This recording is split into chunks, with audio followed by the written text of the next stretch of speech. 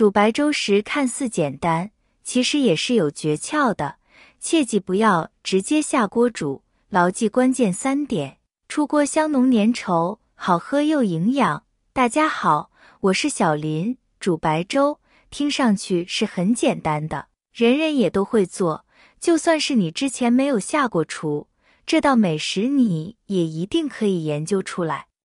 煮肯定是都可以煮出来的，然而煮出来的口感如何，却是因人而异的，掌握不好技巧的话，肯定不好喝。很多人说了，煮白粥有啥技巧可言？不就是把大米放到水里，煮一会儿就完事了？其实还真不行，煮白粥的确有诀窍，而且也切记直接下锅煮。今天给大家分享关键的3点，出锅香浓又粘稠，10分钟就能煮开花。准备珍珠米，倒进碗里，再倒水进碗里，然后搓洗一下，再换水，洗到碗里的水清澈就可以了。要想煮的白粥口感味道好，除了烹饪技术之外，米也很关键。市场上的米的品种有很多，我们要选择的是珍珠米，而且还要颗粒大的珍珠米，选用珍珠米煮出来的白粥口感更可口。还有在洗米的时候，大家要注意，不要太用力，因为太用力会把米搓碎，会破坏米的完整性，这样在后续煮粥的时候容易煮烂，会影响口感。清洗大米的淘米水最好不要倒掉，大米水是呈碱性的。我们可以用来清洗猪肉，这样猪肉里面的脏东西很容易就被清洗出来了。大米清洗1到2次就可以，清洗的次数太多，反而营养价值就会流失了。再往大米中加入一些清水，用清水对大米浸泡半个小时，把大米比泡发开，这样大米在煮粥的时候才更容易被煮开，煮出来的米粥就会变得很粘稠。煮白米粥时，许多人常常忽略提前泡米这一关键步骤。那么正是这一步，对于提升粥的口感至关重要。若未提前泡米，煮出的粥口感上可能差点。若泡米后再煮，大米会充分吸收水分，米粒膨胀，从而在煮时更易变软，煮得更烂。这样不仅粥的口感更佳，而且还能有效缩短煮粥的时间。大米泡好，准备保鲜袋或者保鲜盒，把大米放进去，加上少许清水，放到冰箱内冷冻起来。一般3个小时就差不多完全冻住了，也可以冷冻1晚上，第2天早上拿出来煮粥喝。很多人都是把大米直接放水里煮，很难煮开花，那么大米的冷冻这一步其实用处就非常大了。淘洗好的大米，我们放到冰箱里冻起来，完全冻住之后，再将其放入锅中煮，就可以很轻松煮开花了。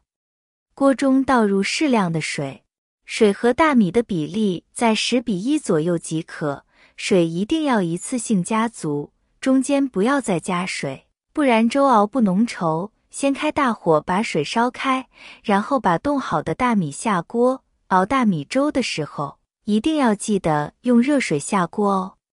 开水下锅能够让米快速的受热膨胀。用这个方法熬制的大米既会开花，也不会粘锅底，同时还能最大程度的保留大米的香味。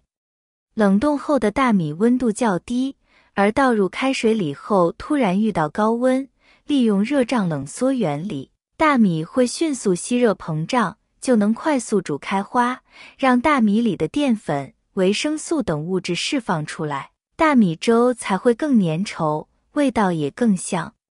熬白粥，大米和水的比例也要掌握好，最好控制在1:10分左右，这样熬出来的白粥粘稠好喝。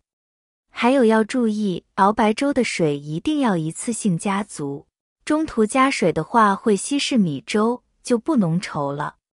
想要熬出油润光亮的粥，而且不易锅，在熬煮时就要加入香油，大米粥更光亮油润，熬好的粥也更好喝。大米粥不易锅了，很管用，用勺子搅拌均匀，然后盖上盖子，大火将其烧开。熬粥时，煮开后一定要用小火煮，让米慢慢地吸收水分膨胀，释放出淀粉等营养物质，粥就会变得很粘稠，味道也更香。小火熬煮10分钟，大米粥就变得十分粘稠了，关火即可，大米粥就熬好了。如果想更粘稠，可以在锅里焖5分钟，口感会更好。要想让自己熬的白米粥喝起来更加香浓粘稠，就必须尽可能让米中的淀粉溶于汤中，而要做到这一点，就必须使粥锅内的水持续保持沸腾中小火，掌握火候这一步骤很重要。这不仅仅影响到白米粥的粘稠度，也决定了米香味的浓郁度。如果一直用大火煮，没几分钟就煮开花了，粥就清汤寡水的，不粘稠也不香。在煮粥的时候需要经用勺子搅拌，不然会粘锅，而且煮出来的粥会有一股焦味。在煮粥的时候加入花生油，除了可以让粥变得更香，还可以防止粥溢出来。不一会功夫，粥也变得比较粘稠，这就说明白粥煮好了。关火，加上锅盖焖几分钟，将煮好的粥盛出在碗中，趁热吃，粘稠香浓，味道特别鲜。煮粥看似简单，其实有很多小技巧。